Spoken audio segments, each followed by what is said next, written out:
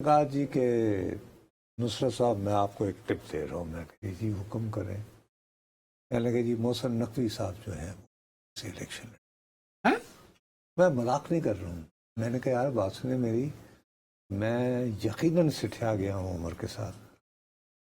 یار ابھی میں اتنا زیادہ. آپ نے بیرسٹر گوہر صاحب کا ایک بیان پڑھا تھا جس میں عبداللطیف ایم این اے جو چترال سے ہیں NA1 سے, ان کو آج نااہل کر دیا ہے نوٹس کے بعد. تو وسیم بھائی اس پہ کیا اپڈیٹ ہے کہ یہ بیرسٹر گوہر کے یاد دہانی پہ الیکشن کمیشن نے ان کو نااہل کیا ہے یا ان کو بھولا ہوا تھا اور یاد آ گیا ہے؟ کیا ہوا اس کے پیچھے؟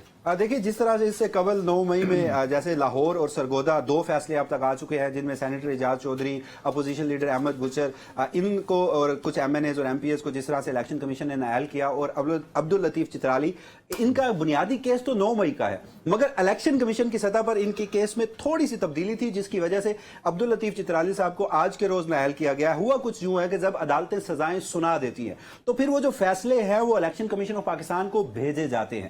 عبداللطیف چترالی صاحب کے کیس میں عدالت نے تھانہ رمنا جلاؤ گھراؤ 9 مئی کا مقدمہ اسلام آباد کی ATC کی عدالت نے فیصلہ تو بہت پہلے کا سنا دیا تھا, مگر الیکشن کمیشن کو وہ فیصلہ بھیجا نہیں گیا تھا. جس کے بعد ہوا کچھ یوں کہ 2 درخواست گزار, یہ پرائیویٹ کمپلیننٹ تھے, ساجد علی بروہی اور فضل الرحمان صاحب ان کا نام ہے. یہ پھر الیکشن کمیشن آف پاکستان میں پہنچے اور انہوں نے کہا کہ چونکہ اب عدالت فیصلہ سنا چکی ہے لہٰذا آپ عبداللطیف چترالی کو نااہل کیجیے. جس کے بعد پھر ایک سماعت ہوئی اور اس سماعت کے فوراً بعد آج فیصلہ آیا اور نااہل کر دیا گیا. جبکہ جو سینیٹر اعجاز چودھری اور ملک احمد بچر اور دیگر کا کیس تھا اس میں جیسے ہی لاہور اور سرگودا کی عدالتوں نے سزا سنائی تو جو پنجاب کا قانون کا ڈپارٹمنٹ ہے, شعبہ قانون ہے, انہوں نے فوراً ہی وہ عدالتی فیصلے جو تھے وہ الیکشن کمیشن آف پاکستان کو بھجوائے تھے. لیکن آج الیکشن کمیشن میں, سوری آخری بات صرف میں پوچھ رہا ہوں, پھر اپنے اور بھی بات ایک ڈسکس کرنی ہے.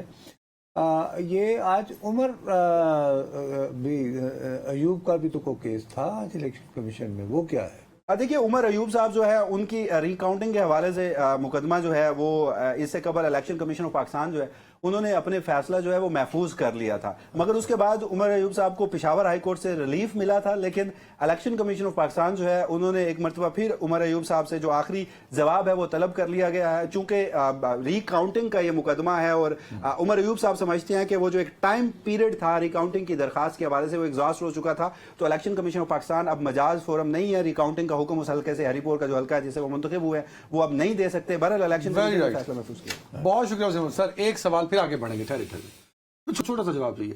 26ویں آئینی ترمیم گلے کی ہڈی بننے لگی تھی, مشکل ہو گیا تھا نا, ہم بھاگے دوڑے یہ وہ سب کچھ ہوا.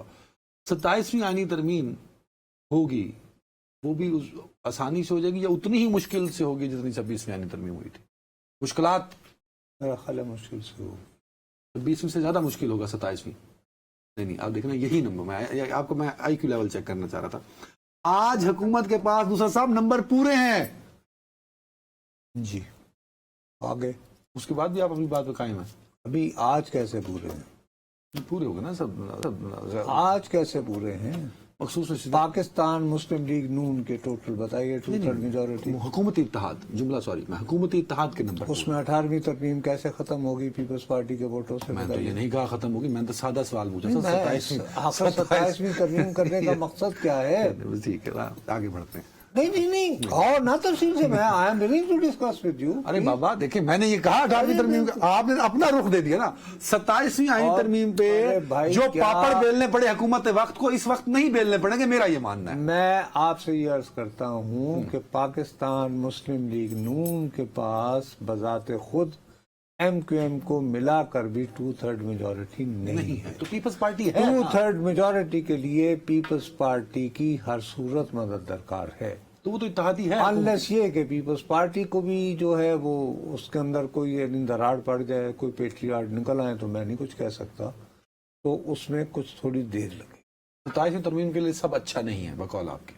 دیکھو جہاں تک یہ آرمی ایکٹ کی بات ہے, نہیں میں اگر فرض کریں اس میں 133 تو ایکٹ ہے, وہ تو دیٹس آرمی ایکٹ, وہ تو as per direction of the court ہے. اگر وہ 27ویں آئینی ترمیم نہیں ہے. دیٹس ناٹ 27ویں آرمی ترمیم جو ہے وہاں تک پہنچتے پہنچتے بہت چیزوں مراحل سے گزرنا ہے. اب یہ لوگ جو ہیں مثال کے طور پر ان لوگوں نے اب جو ڈسکوالیفائی ہو رہے ہیں ان کی جگہ بائی الیکشن ہونے ہوں گے. آپ جیسے مثال کے طور پر میں ایک چھوٹی سی آپ کو بات بتاتا ہوں. میاں اظہر صاحب وہ اللہ کو پیارے ہو گئے ہیں, ان کی نشست خالی ہو گئی. اب وہ نشست لاہور کے تقریباً مرکز میں ہے یا نہیں؟ بالکل ایسے سینٹر آف لاہور. اب یہ کہ کون کھڑا ہوگا وہاں سے؟ یہ 3 MNAs ہو جائیں گے, ایک احمد چٹھا صاحب بھی ہو جائیں گے اور ایک ارے وہ بھی. بابا میں تو پہلے صرف آپ کو کہہ رہا ہوں آپ میاں اظہر صاحب کے حلقے پہ توجہ دیں.